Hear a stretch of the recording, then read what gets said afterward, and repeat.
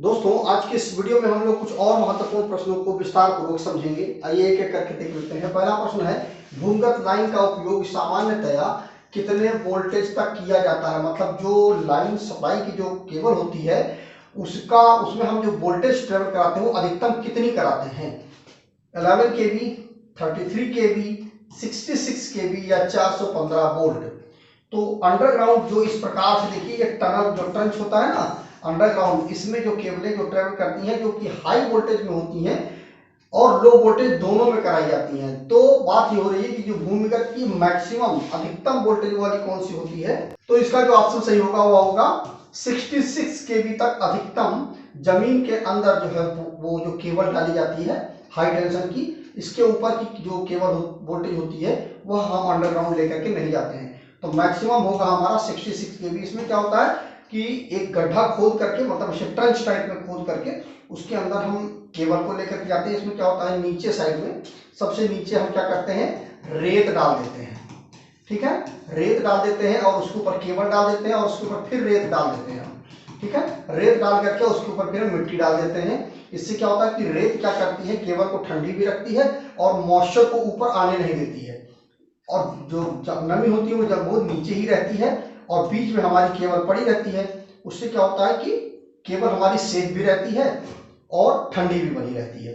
तो इस जो भूमिगत लाइन होती है अधिकतम कितने वोल्टेज तक होती है, 66 केवी तक। अगला क्वेश्चन है, भूमिगत केबल का आर्मर्ड किसका बना होता है। मतलब मिला करके जो आर्मर्ड होता है वो किसका बना होता है, जीआई का, पीवीसी का, लोहा का या एल्युमिनियम का। तो देखिए आर्मर्ड जो कि ये केबल है हमारी, इस केबल में यह जो हिस्सा है ना, ये देखिए ये पूरा यह आर्मर्ड होता है। ठीक है, इसको हम आर्मर्ड बोलते हैं। और यह जो आर्मर्ड होता है ये क्या करता है कि मैकेनिकल स्ट्रेंथ प्रोवाइड करता है केबल को।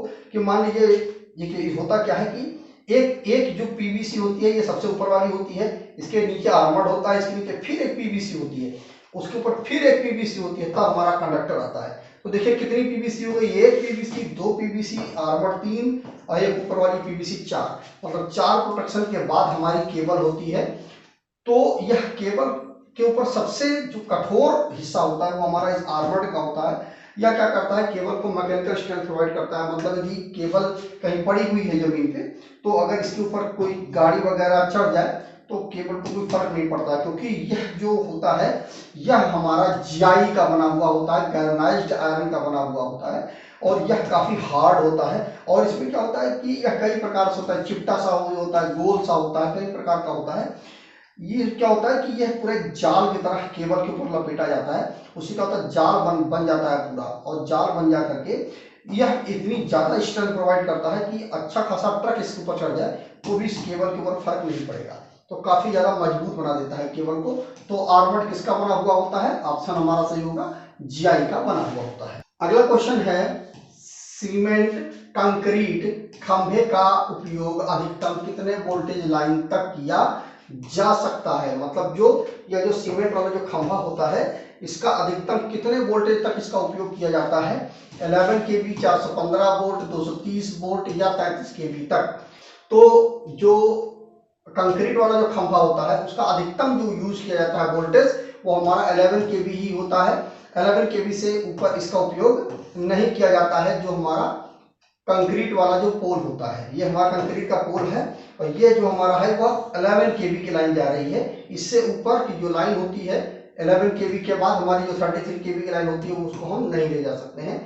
तो कुल मिला करके इसका जो ऑप्शन सही होगा वो होगा 11 केवी। अगला क्वेश्चन है, गीजर के बाहरी व भीतरी टंकियों के बीच में भरा जाने वाला पदार्थ होता है। जो हमारा गीजर होता है उसके बाहरी और अंदर, मतलब की जो जैकेट होती है, मतलब बाहरी जो जैकेट होती है और अंदर की जिसमें पानी भरा हुआ होता है, बीच में जो भरा जाता है मटेरियल वह अभ्रक होता है, रुई होता है, ग्लास वूल होता है या रेत होता है। तो देखिए जो उसके बीच में भरा जाता है, कारण क्या होता है कि वह मटेरियल इसलिए भरा जाता है कि जो अंदर की गर्मी है उसको बाहर न निकलने दे। क्योंकि अगर अंदर की गर्मी बाहर निकल जाएगी तो आपका पानी जो है वो ठंडा हो जाएगा। और हम गीजर का उपयोग क्यों करते हैं कि जो टंकी के अंदर जो पानी भरा हुआ होता है वो पानी हमारा गर्म बना रहे, तो वह गर्मी बाहर तक ना आए उसको रोकने के केवल एक ही विकल्प है हमारा ग्लास वूल जो होता है, शीशे की जो रुई होती है, शीशा होता है, शीशे की बहुत पतली पतली बारीक बारीक एक पत्ती टाइप में काट काट करके बना दिया जाता है। ये रुई टाइप में होता है, आप छुएंगे तो रुई लगेगा, लेकिन आप इसको सामान्य रूप से ना छुएं, क्योंकि ये क्या होता है, इतना पतला होता है कि आपके हाथों में चुभ जाएगा और फिर आपको खुजली बहुत होने लगेगी। तो इसलिए इसको सामान्य हाथों से नहीं छुआ जाता है। आप इसका उपयोग अगर आप इसको छूते भी हैं तो रबड़ के दस्ताने वगैरह आते हैं, उनकी मदद से आप इसको छूएं, क्योंकि अगर आप इसको छू लेंगे तो फिर खुजली होगी, फिर वो खुजली जल्दी खत्म नहीं होती है, बहुत परेशान आप हो जाएंगे। तो ग्लास वूल का उपयोग किया जाता है टंकियों के, दोनों टंकियों के बीच में। तो इसका ऑप्शन सही होगा 3 नंबर। अगला क्वेश्चन है, स्लीव के निर्माण में किस पदार्थ का प्रयोग किया जाता है? तो जो ये स्लीव होती है ना, इसके निर्माण में हम किसका उपयोग करते हैं? एम्पायर क्लॉथ, पीवीसी, नायलॉन या ये सभी? तो देखिए, स्लीव का जो निर्माण होता है उसमें इन सभी चीजों का उपयोग किया जाता है। एम्पायर क्लॉथ का भी उपयोग किया जाता है, पीवीसी का भी उपयोग किया जाता है स्लीव को बनाने में, नायलॉन का भी उपयोग किया जाता है। तो यह जो हमारा स्लीव होता है, क्या होता है कि जैसे मान लीजिए कोई ओपन कंडक्टर है, मतलब कोई वायर है, उसके ऊपर इसको चढ़ा दिया जाता है, तो ये मतलब एक इंसुलेटर का भी काम करता है। आप फिर छुएंगे तो दिक्कत नहीं होगी, हीटर वगैरह में इसी को डाला जाता है। तो ये हमारा स्लीव होता है, कई कलर में आता है हमारा, ठीक है। तो इसका ऑप्शन जो सही होगा वो होगा ये सभी, जो मिलकर के स्लीव का निर्माण करते हैं। तो दोस्तों, इस वीडियो में हमने 5 क्वेश्चंस को विस्तार पूर्वक समझा है। मेरा एक ब्लॉग है जिसका नाम है www.targetelectrician.com, वहां पर जाकर के आप इलेक्ट्रिकल से संबंधित बहुत अच्छे आर्टिकल्स पढ़ सकते हैं। एक बार विजिट करके जरूर देखिएगा, और अगर वीडियो अच्छा लगे तो वीडियो को ज़्यादा से ज़्यादा लोगों तक शेयर करिए, ताकि लोग इसको सपोर्ट कर सकें। आप भी इसको सपोर्ट करिए, अपने ग्रुप से अपने दोस्तों के साथ शेयर करिए, जो इलेक्ट्रिकल से संबंधित पढ़ाई कर रहे हैं उनको शेयर करिए। तो आज वीडियो में बस इतना ही। जय हिंद दोस्तों।